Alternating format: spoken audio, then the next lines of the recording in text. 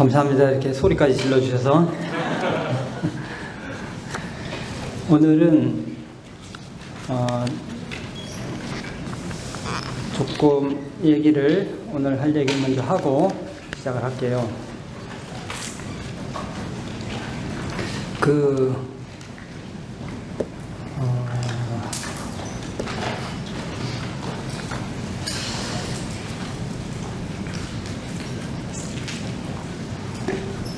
세상에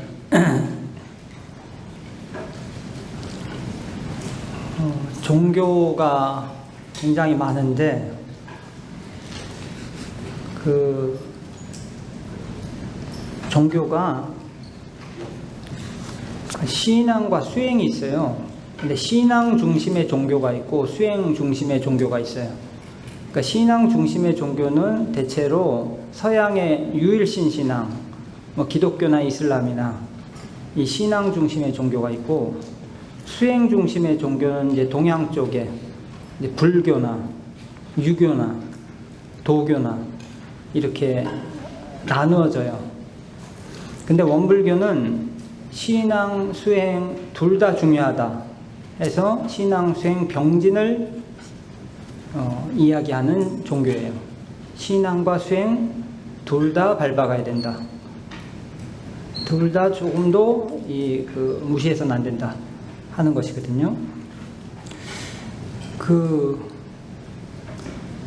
오늘은 요 신앙 쪽에 대한 얘기를 조금 드리고 시작을 하려고 해요. 근데 이제 신앙을 한다 그럴 때 뭘 믿냐, 그리고 수행은 자기 속의 그 가능성을 발현시키는 거예요. 자기 노력에 의해서 자기 속의 가능성을 완전히 발현시켜서 자기 힘을 극대화시키는 작업이 수행이에요. 자력을 극대화시키는 게 수행이고, 신앙은 타력에 힘을 입는 거예요. 타력에 온통 바쳐서 타력에 힘을 입는 게 신앙이고, 신앙과 수행이 이와 같이 달라지는데, 신앙 쪽 얘기를 제가 좀 드리려고 하니까, 신앙이란 믿는 거잖아요. 근데 뭘 믿어? 뭘 믿어요, 근데? 신앙을 한다. 원불교에서는 뭘 믿어? 이 얘기를 하기 전에 하나 더 말씀을 드리면, 이 세상에 종교를 가진 사람도 있고 안 가진 사람도 있고, 신앙을 가진 사람도 있고 안 가진 사람도 있고, 믿음이 중요하다고 생각하는 사람도 있고 아닌 사람도 있고 하는데, 그걸 통틀어서 제가 보니까 딱 두 가지로 분류가 돼요. 이 세상 믿음의 종류가 딱 두 가지가 있어요. 뭔지 아세요?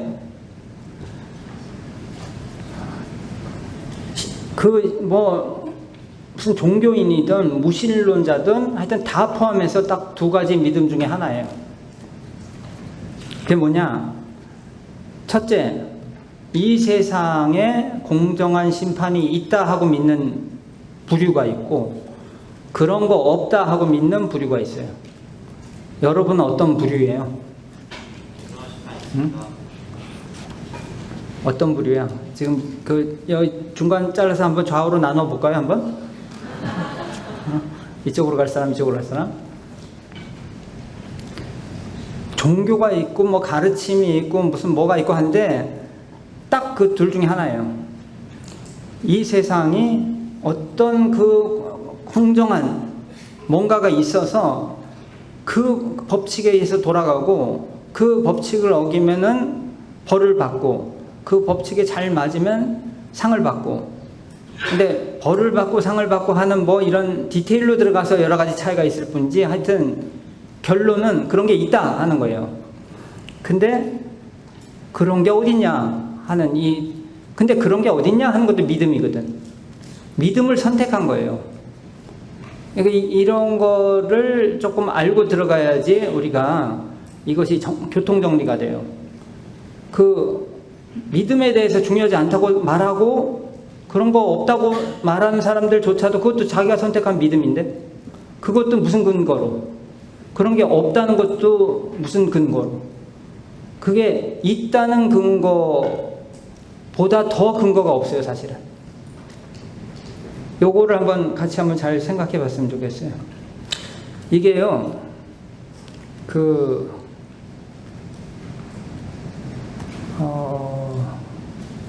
사실은 이게 무슨 말싸움에서 이길 수 있는 그런 것이 아니라, 그런 것이 있고 그것이 우리 눈에 보이지 않는 그런 이치의 세계가 있어.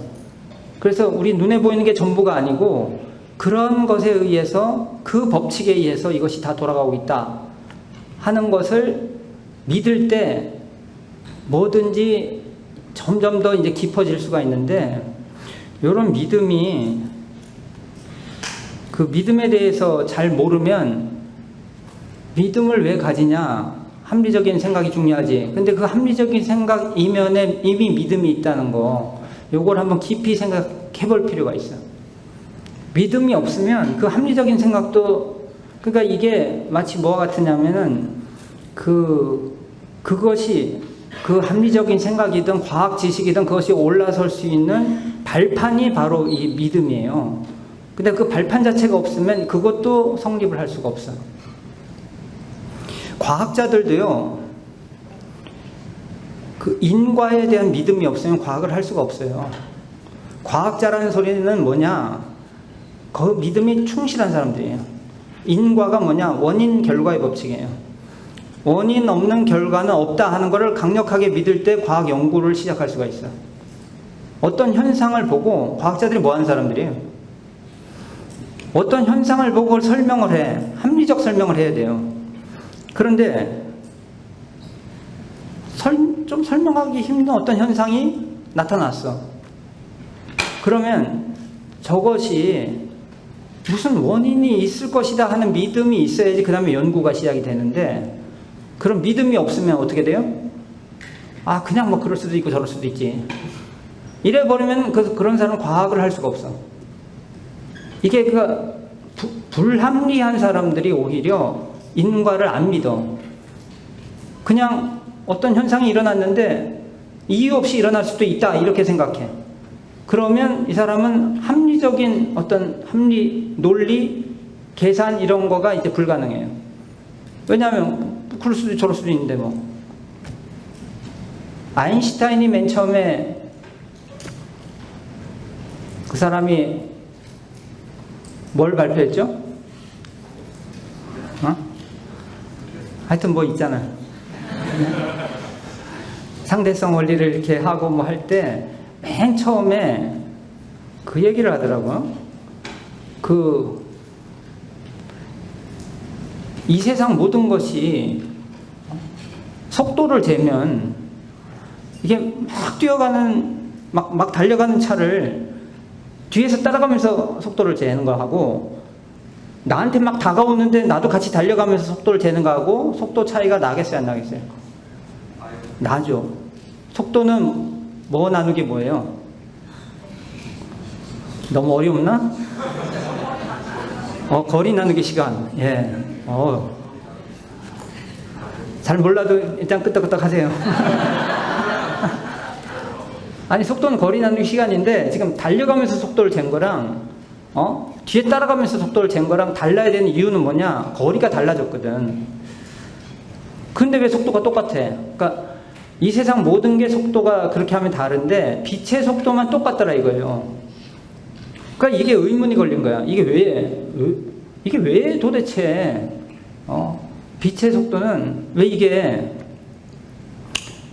달라져야 되는데 똑같냐? 이 강력한 의문이 걸려서 이리 계산해보고 저리 계산해보고 이리 설명 저리 설명해보고 해도 안 되다가 나중에 이 움직이는 물체가 상대 속도가 달라짐에 따라서 시간이 달라진다. 그렇게 상정하고 보니까 모든 게 풀려나가기 시작해. 시간이 상대적이라는 거는 그때까지 아무도 생각할 수 없었던 거예요. 어떻게 시간이 상대적이야? 내 시간 따로 있고 이 사람 시간 따로 있고 그런 게 어디 있어? 당연히 시간은 절대적으로 다 똑같지.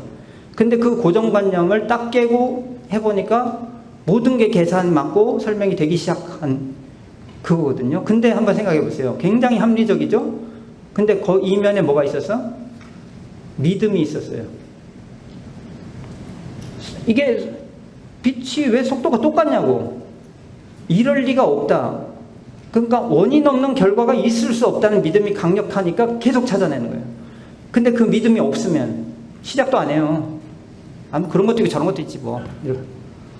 이게 그러니까 믿음이 없으면 이게 굉장히 불합리한 사람이에요. 그러니까 여기서 말하는 건 인과에 대한 믿음이 없으면, 원인 결과에 대한 믿음이 없으면 합리적인 어떤 도출을 할 수가 없고 과학도 할 수 없는 사람이에요. 요거를 잘 가지고서 우리가 생각을 해봐야 되는데, 이 세상을 설명하는데 과학도 말이에요. 그러니까 이제 불교에서, 원불교도 마찬가지고, 사람이 한 번 살고 끝나는 게 아니다. 내생이 있다. 그리고 우리가 지금 처음 태어난 게 아니라 전생이 있다. 이런 설명을 해요. 그러면 아주 쉽게 받는 사람들이 그걸 어떻게 알아? 굉장히 불합리한 설명 아니냐. 근데 제가 볼 때 이 세상 어떤 설명보다 합리적인데? 왜 그러겠어요? 제가 볼 때 불합리한 건 뭐냐면, 어떤 원인도 없이 갑자기 태어났어. 갑자기 태어났는데 다 달라. 그러니까 아까 아인슈타인이 빛의 속도는 왜 다르냐 이것만 가지고도 꽂혀서 여기서 안 물러났어요. 이럴 리가 없다. 그래서 그 원인을 찾아냈는데, 우리는 그 정도가 아니라 같은 엄마한테서 태어난 쌍둥이도 다 달라요. 그러면 그 이전에 원인이 없이 그냥 처음 시작했는데 그냥 다 달라. 뭐 그럴 수 있지 뭐. 그리고 지금 막 하는 짓이 다 달라. 근데 그 결과가 안 나타났는데 그냥 끝나면 끝이야. 이게 합리적인 생각인가? 그러니까 전생이 있고 내생이 있다는 건 뭐냐면 굉장히 합리적인 도출이에요. 원래는 이것은 사실은 깨달은 자가 눈 뜨고 보고 얘기한 거지만, 우리가 깨닫기 전에도 가설만으로도 굉장히 가치 있고 합리적인 가설이에요. 한번 생각해 보세요. 옛날 사람들이 이 지구가 땅덩어리가 어떻게 생겼다고 생각했어요? 땅덩어리가 그냥 이렇게 생겼어. 여기 위에 이제 이렇게 있는 거야. 그러면 일로 가면 떨어지잖아. 그러니까 멀리 가면 안 돼. 배 타고 너무 멀리 가면 안 돼. 땅 끝이 있어. 그 시대의 사람들이 이게 상식이었어요. 그리고 해가 떠서 그 다음에 지잖아. 그 다음날 또 해가 뜨잖아. 지잖아. 그러니까 우리 해가 지구를 돌고 있다. 이게 너무 당연한 상식이야. 당연한 상식이라니까. 이게 아니라고 말하면 진짜 이상한 사람들, 진짜 비합리적인, 진짜 이상한 사람들, 어떻게 그렇게 믿을 수가 있냐. 그런데 그렇게 안 믿기 시작한 사람들이 나타났어. 왜? 현상들이 설명이 안 돼. 지금 옛날 사람들은요, 해만 이런 게 아니라 하늘이 이렇게 막 끝없이 펼쳐졌다고 생각을 못 해. 그러니까 수준이 낮을수록 이게 끝없는 세계를 상정을 못 해요. 뭔가 끝을 상정해. 가보지도 않은 땅 끝을 상정하고 하늘도 끝을 상정했어요. 그게 뭐예요? 이게 천구가 있어. 이게 천구설인데 천구에 별들이 이렇게 박혀 있는 거예요. 굉장히 여러 가지 별들이 있고 뭐 해도 있고 달도 있고, 그 천구를 타고 움직인다고 생각했어요. 그게 상식이었다니까. 그게 합리적인 생각이라고 생각했지. 그랬는데 그게 왜 깨졌냐? 설명이 안 되거든. 현상들이 설명이 안 돼. 어떤 별은 이렇게 가다가 갑자기 이렇게 가. 쟤는 왜 저래? 아니야. 누가 설계했는지 모르지만 왜 진짜 이상하거든. 이렇게 가다 이렇게 가버리고 이렇게 가다. 이게 법칙이 없는 거야. 근데 나중에 이제 알게 되는 건 뭐냐? 한번 생각을 바꿔본 거예요. 얘네가 우리를 도는 게 아니라 우리가 지금 돌고 있는 거 아니야? 이렇게 생각하고 보니까 뭔가 맞아떨어지기 시작하고 설명이 되고 계산적으로도 맞아떨어지기 시작해. 그러니까 우리가요 뭔가 하나 깨어가지고 그 다음 단계로 도약을 하고 발전을 할 때는 근거 없이 설정해놓은 이 한계들 있죠. 근거 없이 설정한 땅끝, 하늘끝 이런 걸 설정해놨어.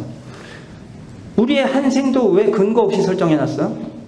우리가 태어나는 것도 여기 그 전에 아무것도 없이 태어나는 거고 죽으면 끝이야. 그 근거는 더 없다니까요. 그게 더 불합리한 생각이야. 이걸 잘 한번 생각해 보세요. 이게 어느 게 더 과학적인 생각인가?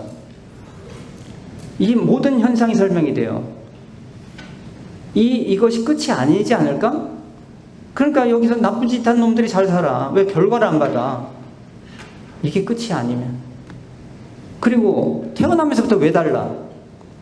태어나서 뭔 나쁜 짓 해서 달라졌으면 모르겠는데 좋은 일. 태어나면서부터 달라. 그러면 이게 처음 시작이 아니지 않을까 하는 생각을 하는 게 오히려 합리적인 사람이에요. 그래서 생이 계속된다 하는 요것은 모든 것이 인과로 전개된다. 원인 결과의 법칙이 적용 안 되는 것이 없다는 것이 설명되는 양대축이에요. 그래서 이 원불교에서 자주 말하는 불생불멸, 새로 태어난 것도 아니고 불멸, 죽으면 끝도 아니다 이 말이에요. 이 쭉 계속하는 불생불멸과 인과보응, 이 두 가지 양대축이 우주 전체를 설명하고 우리 삶의 모든 걸 설명해. 요 딱 두 가지의 설정만 가지고 과학에서도요 최소 원리로 최대 현상을 설명할 수 있으면 그게 굉장히 좋은 원리예요. 인과보응, 이것이 불생불멸과 인과보응, 이 생이 계속된다는 것과 원인 결과에 따라 다 그 결과를 하나의 예외도 없이 받는다. 이 두 가지 법칙으로 이 세상 모든 일어나는 걸 설명할 수가 있어요. 그래서 이건 깨달음의 세계에서 깨닫고 나서 우리한테 알려주신 거지만 그냥 가설만 가지고도 그 어떤 설명보다 합리적입니다. 나쁜 짓 하는 놈이 왜 벌을 안 받냐고요? 여러분 오늘 도둑질하면 오늘 잡혀가요? 그리고 오늘 내가 잡혀가게 생겼어. 나를 체포하러 왔어. 나 오늘 도둑질하는데 왜 잡아가냐고? 이게 합리적인 얘기냐고. 그리고 옛날에 내가 그 돈을 꼬고 안 갚았어. 몇십 년이 지나서 나 잊어버렸어 다. 근데 이제 와서 나보고 갚으라고 왔어. 몇십 년이 지났거나 말았거나 그걸 잘못한 건 잘못한 거지. 어느 게 합리적인지 한번 생각을 해보세요. 우리의 가르침이 신앙 체계라는 거는 합리적인 것에 기반을 둬야 되는데 이 불생불멸과 인과보응 요걸 가지고 우리가 제대로 신앙을 정립을 해야 되는 거예요. 그러니까 지금 말씀드릴 거는 우리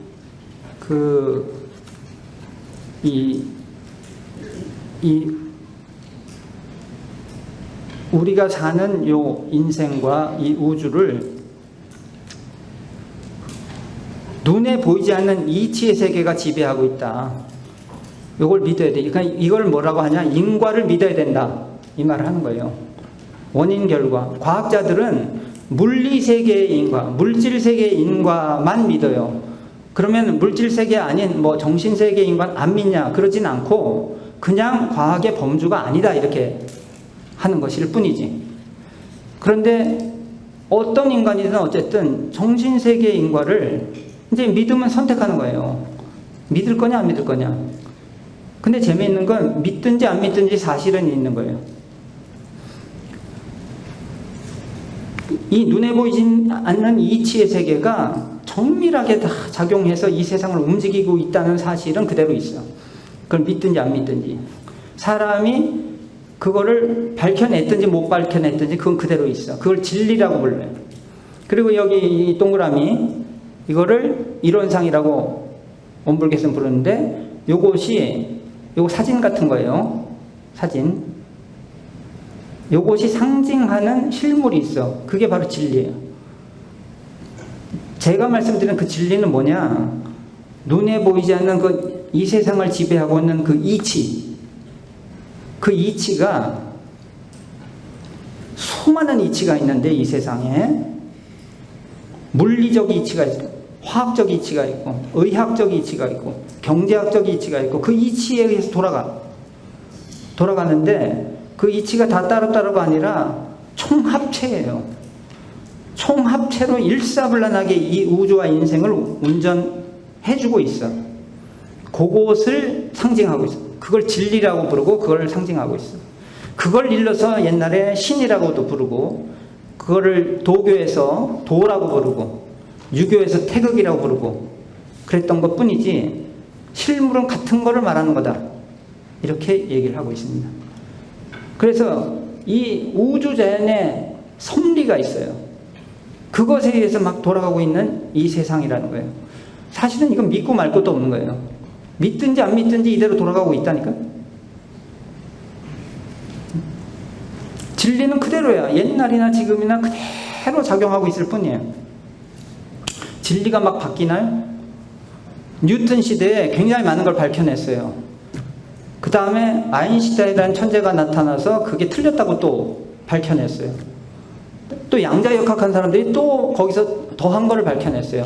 그럼 그 뉴턴 시대의 진리가 아인슈타인 때 와서 좀 바뀌고, 양자역학 시대에 와서 조금 바뀌고, 이렇게 바뀌었나요?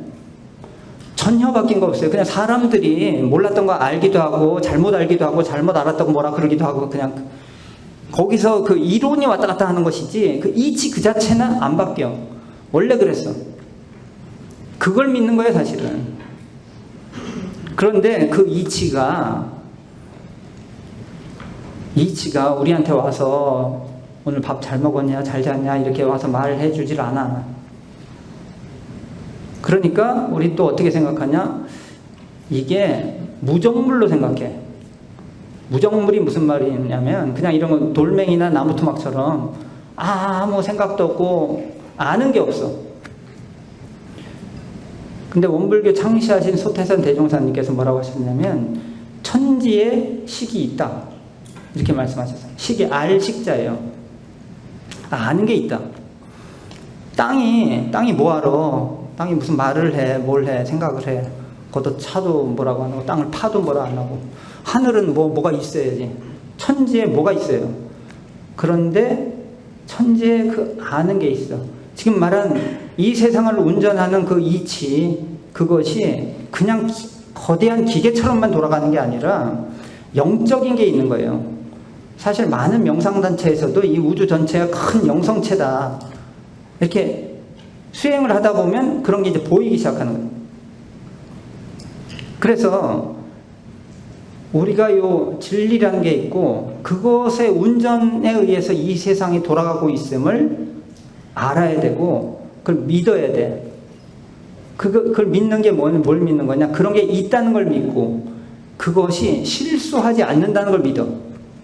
그게 바로 인과가 있음을 믿는다, 이 말이에요. 원인 결과의 법칙이 털끝만큼도 실수 없이 작용하고 있음을 믿는 거, 요걸 신앙이라고 하는 거예요. 이건 이 세상을 믿는 거예요. 그런데 한번 생각해 봅시다. 이걸 안 믿어. 자, 그 사람이 믿냐 안 믿냐에 따라서, 그 사람의 믿음의 정도에 따라서 그 사람 인생 전체가 결판이 나요. 여러분은 이렇게 쉽게 말하더라고. 수행이 필요하지 왜 신앙이 필요하냐, 이렇게 말하는 사람들이 있더라고. 수행이 자기 노력에 의해서 진짜 많은 걸 변화시키겠죠. 근데 인생을 진짜로 결판짓는 건 그 밑에 베이스가 되는 믿음이에요.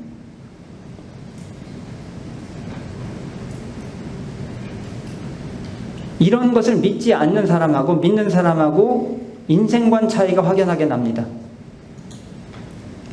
이걸 믿지 않으면 어떻게 돼? 어떻게 되냐면, 열심히 노력해도 될 수도 있고 안 될 수도 있어.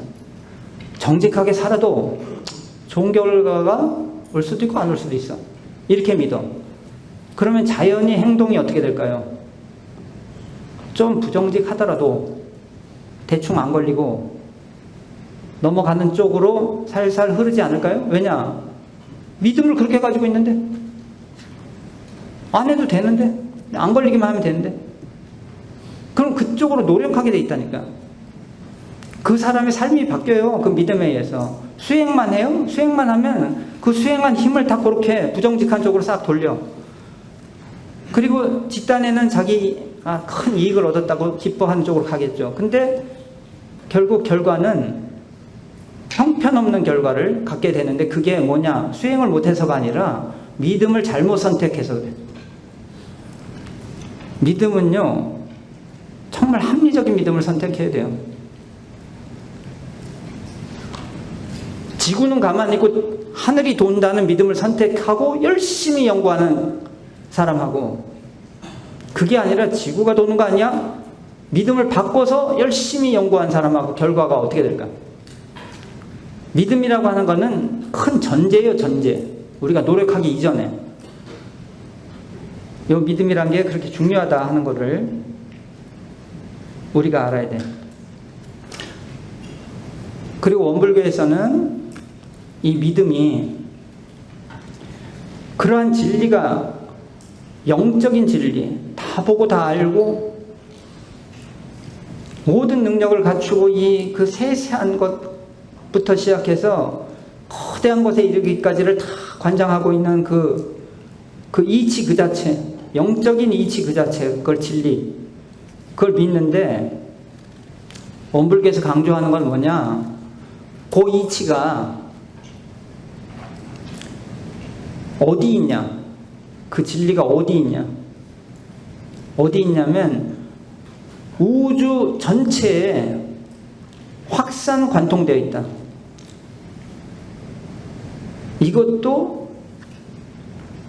이걸 믿어야지 현실을 떠나지 않는 종교인이 될 수가 있어요. 현실을 무시하고, 현실에서 만나는 대상을 무시하고, 그리고 어떤 종교단체에 들어가서 거기 가서는 뭐 열심히 빌고, 이거 원불교에서는 이게 바른 신앙이 아니라고 얘기합니다. 왜? 내가 열심히 비는 그 대상인 이 진리가 어디 있냐면, 내가 만나는 그 사람들, 내가 같이 살고 있는 그 사람들, 사람뿐만 아니라 사물들, 동물들, 생명체들, 모든 것에 확산 관통되어 있는데, 이렇게 믿고 들어가서 자기 삶 속에서 만나는 모든 것에 경외심을 가지고, 공경하고 두려워하는 조심하는 마음을 가지고 그걸 살아갈 때 이게 바른 신앙이다, 이렇게 얘기를 하고 있어요. 이거를 원불교가 이제 표어로 만들어서 처처불상 사사불공 이런 말을 씁니다. 처처불상이라는 거는 곧 처자예요. 곳마다, 모든 장소, 모든 곳에 불상, 부처님을 절에서는 부처님을 절에다 모셔놓고 걷다 대고 빌었는데, 그 불상이 거기만 있는 게 아니라 지금 만나는 모든 사람이 부처다. 이게 처처불상이요. 사사불공은 우리가 하고 있는 모든 일이 불공이에요. 불공은 이제 옛날에 그냥 절에 가서 부처님 앞에다가 막 꽃도 드리고 음식도 차리고 막 돈도 놓고 막 비나이다 이걸 불공이라고 말했는데, 진짜 불공은 그게 아니라 자기가 소원하는 바를 이루어 줄 수 있는 그 당처, 그 당사자한테 가서 빌어라. 내가 인간관계가 너무 안 좋아졌어. 부부 사이에 참 이게 안 좋아. 친구 사이에 뭔가 참 힘들어. 그러면 어디 불상 앞에 가서 빌 게 아니라 그 친구, 그 부부, 그 당사자가 부처님이에요. 거기 가서 불공을 드려라. 어떻게? 그 사람의 마음을 잘 살펴서, 내 마음을 놓고 그 사람 살펴서 그 사람 좋아하는 것도 해주면서 서로 소통하고 이해하고 도와주고 해서 결국 그 마음이 풀어지면 내 소원이 이루어지는 거예요. 그게 불공인데, 그거를 잘 못해, 안 해. 그러면은 그거 안 하면서 어디 절에 가서 빌면 그거는 소원이 안 이루어진다. 이 신앙 행위를 하면 소원이 이루어지게 하는 법이 원불교 신앙 체계예요. 이게 처처불상 사사불공의 신앙 체계다. 신앙의 대상은 이론상의 진리, 저 이론상이 상징하고 있는 그 진리 그 자체고, 그 진리는 뭐냐? 이 세상을 움직이고 있는 이치 하나하나들. 그리고 그것이 거대한 기계가 아니라 영적으로 다 보고 다 알아. 그러니까 기도를 할 수가 있는 거예요. 그리고 그 진리의 원리에 맞게 우리가 살면서 원리에 맞게 구하면 이루어진다. 근데 원리에 반하게 살면서 원리에 맞지 않게 구하면 안 이루어진다 하는 게 바른 신앙이다. 요거를 이제 분명히 아셔야 돼요. 제가 어제도 질문이 많이 들어와서 질문에 대한 대답을 먼저 하고 할까 했는데, 옛날에도 보니까 그거 하다가 진도를 못 나가. 진도를 먼저 나가고 질문에 대한 얘기를 좀 하려고 먼저 얘기를 했어요.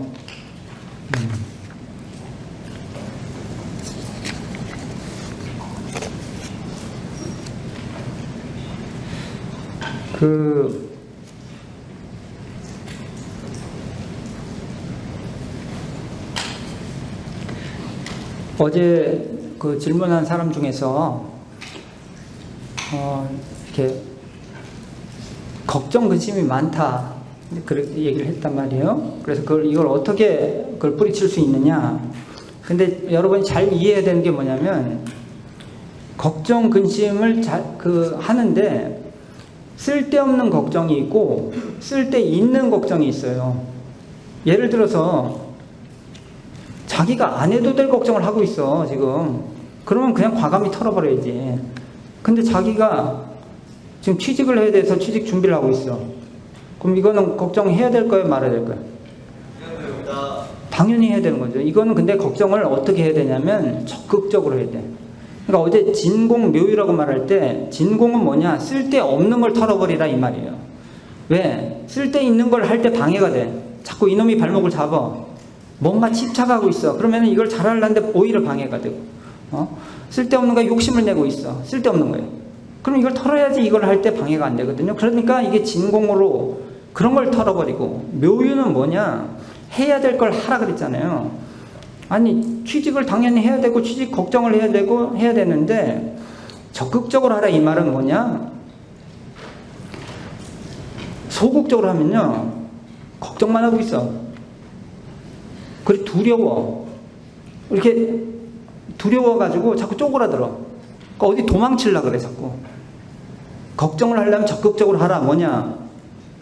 어떻게 하면, 그러니까 나한테 어떤 기회가 있고, 여러 사람 가서 물어보기도 하고 찾아보기도 하고 또 해서 그걸 잘 살피면서 나한테 그래도 가능성이 있으면서도 굉장히 좋은 기회는 무엇이냐 찾아봐야지. 찾아보고 물어보고 알아보고 그러면서 실제로도 이제 한 걸음씩 노력을 시작을 해야 되지.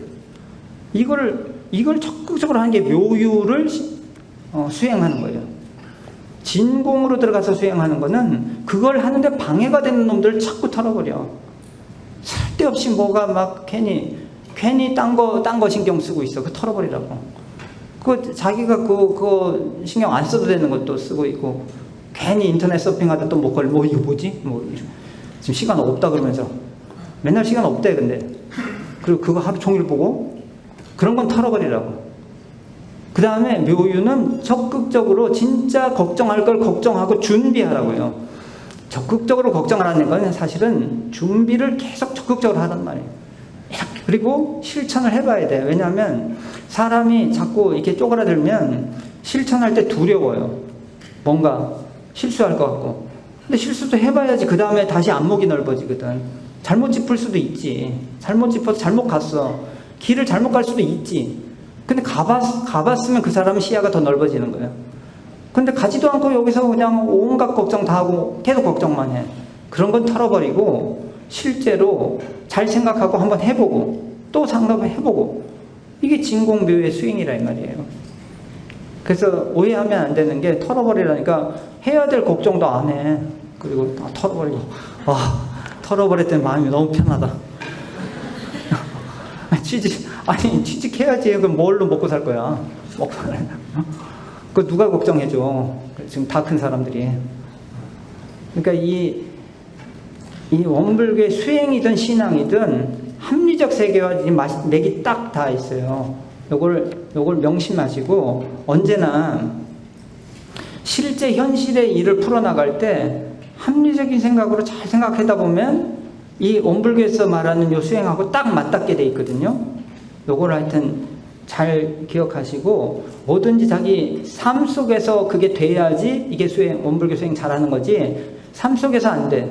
말은 되게 잘해. 그거는 잘못하는 거예요. 회화 시간에도 한번 잘 보세요. 저 사람이 그런 사람인가 아닌가. 예? 아니, 근데 제가 이거 농담으로 한 거고, 공부는 자기를 보고 이 공부하는 사람들 제일 큰 문제가 뭔지 아세요? 이런 마음 공부를 이제 많이 이제 배웠어. 계속 남들 간섭하고 다녀. 너는 왜 그러냐, 너 왜 그러냐. 공부는요, 철저하게 자기를 바꾸는 거예요. 근데 어제도 얘기했지만 자기를 바꿈으로 해서 남이 바뀌어야지 남한테 지적질을 해. 또 진공 묘유 배웠다고 너는 지금 틀렸다고, 진공이 안 된다고 너는. 남들 지적하는 게 공부가 아닙니다. 예, 그렇게 하시고 10분 정도 쉬었다가 그 다음 넘어가겠습니다.